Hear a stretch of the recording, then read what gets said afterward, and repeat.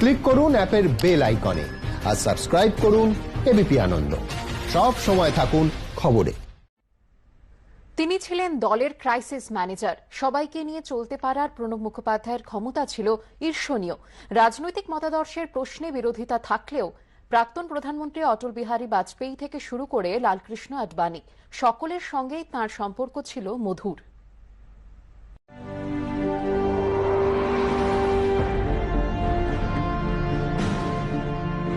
প্রণব মুখোপাধ্যায় আজীবন বিশ্বাস করতেন সংখ্যার জেরে কখনো সরকার চালানো যায় না, সবাইকে সঙ্গে নিয়ে কোনো সিদ্ধান্ত নেওয়াই গণতন্ত্রের মূল স্পিরিট।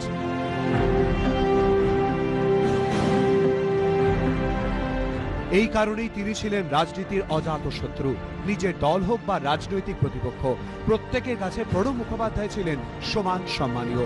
প্রাক্তন প্রধানমন্ত্রী মনমোহন সিং তাকে ডাকতেন স্যার বলে। আবার বর্তমান প্রধানমন্ত্রী নরেন্দ্র মোদীর কাছে তিনি ছিলেন প্রণব দা।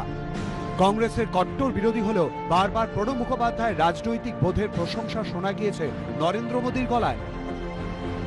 एक भी मेरी मुलाकात पिछले 3 साल में राष्ट्रपति जी के साथ ऐसी नहीं रही जिसमें उन्होंने पिता की तरह, और मैं बहुत अंतर्मन से कह रहा हूं,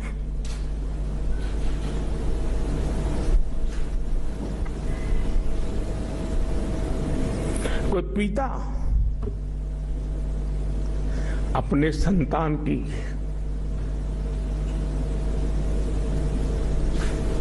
जैसे देखभाल करे। देखो मोदी जी, आधा दिन तो आराम करना ही पड़ेगा। मुझे दा कहते हैं, प्रणव दा कहते हैं, भाई इतना काहे दौड़ रहे हो, कुछ कार्यक्रम कम करो, तुम तबीयत का संभालो। जब श्रीमती इंदिरा गांधी की हत्या हुई, राजीव गांधी कलकत्ते में थे, वापिस गए। लोकतंत्र तो ये कहता है कि उस समय श्रीमती इंदिरा गांधी की सरकार में जो सीनियर मोस्ट मिनिस्टर थे वो श्रीमान प्रणब मुखर्जी थे। अच्छा होता उस दिन देश के प्रधानमंत्री के रूप में प्रणब मुखर्जी को अवसर दिया गया होता। 2004 में सबसे सीनियर नेता थे प्रणब दा। बहुत स्वाभाविक था कि अगर मैडम सोनिया जी बनना नहीं चाहती थी तो अवसर प्रणब दा को मिलना चाहिए था, लेकिन मनमोहन सिंह जी को बिठा दिया गया, प्रणब दा को अवसर नहीं दिया गया। প্রণব মুখোপাধ্যায় রাজনীতি কোনোদিন দল মতে সংকীর্ণ গণ্ডিতে আটকে থাকেনি। তাই ইউপিএ সরকার ক্ষমতায় আসার পরে জর্জ ফার্নান্ডেজকে তাহেলকা কাণ্ডে ক্লিন চিট দেওয়ার পেছনে বড় ভূমিকা ছিল প্রণবের।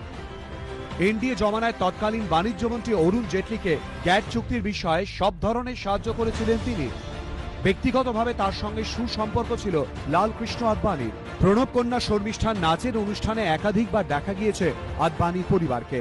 এমনকি প্রণব মুখোপাধ্যায়ের বিচক্ষণতার কথা মাথায় রেখে কেন্দ্রীয় স্বরাষ্ট্রমন্ত্রী থাকাকালীন নিয়মিতভাবে স্বরাষ্ট্রমন্ত্রকের স্থায়ী কমিটির চেয়ারম্যান প্রণব বাবুর কাছে পরামর্শ নিতেও দ্বিধা করেননি আডবাণী।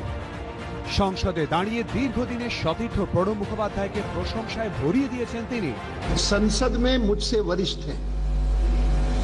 मैं 70 में निर्वाचित हुआ था राज्यसभा के लिए और आप 69 में हुए थे, एक साल पहले। मुझसे वरिष्ठ है, लेकिन मैं कभी कभी जरूर सोचता हूं कि प्रणब जी न होते तो ये यूपीए सरकार क्या करती।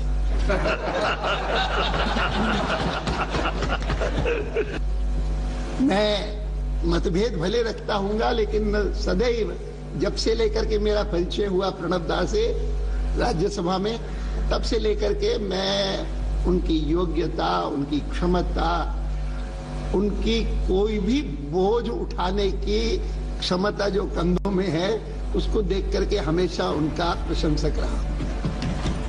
সরকারে থাকাকালীনও প্রণব মুখোপাধ্যায় বিরোধীদের অন্যতম পছন্দের নেতা ছিলেন, কারণ তিনি বরাবরই বিশ্বাস করতেন সংখ্যা জোরে সরকার চালানো যায় না, ঐক্যমত্যের ভিত্তিতে সিদ্ধান্ত নেওয়াটাই আসল। তবে প্রতিপক্ষ শিবিরে যে নেতার সঙ্গে প্রণব মুখোপাধ্যায়ের সম্পর্ক সব থেকে মধুর ছিল তিনি হলেন অটল বিহারী বাজপেয়ী। একটা সময় লুটিয়েন্স দিল্লিতে পাশাপাশি বাংলোয় থাকতেন প্রণব এবং বাজপেয়ী। পরস্পরের বাংলোয় যাতায়াতের সুবিধার জন্য মাঝখানে একটি বিশেষ গেট তৈরি করে নিয়েছিলেন তারা। সংসদে কোনো ইস্যুতে তুমুল তর্ক বিতর্কের পর ঘরে ফিরে দুজনে বসতেন আড্ডায়। 2018 সালে চলে গিয়েছেন অটল বিহারী বাজপেয়ী, সোমবার চলে গেলেন প্রণব মুখোপাধ্যায়। এবিপি আনন্দ।